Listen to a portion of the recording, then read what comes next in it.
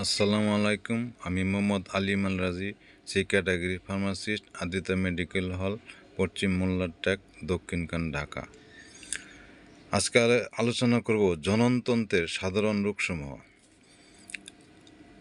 Kidney পাথর, acute glomerulonephritis, মূত্রনালীর প্রদাহ, kidney বৈকল্য বা কিডনি ফেইলর, প্রোস্টেট গ্রন্থির প্রদাহ, মূত্রাশয়ের প্রদাহ বা cystitis, benign prostatic hypertrophy, kidney দীর্ঘমেয়াদী রোগ বা ক্রনিক কিডনি ডিজিজ।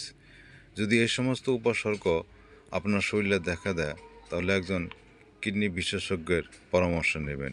কিডনি বিশেষজ্ঞ যেভাবে ওষুধ সেবন করতে বলে সেভাবে ওষুধ সেবন করবেন।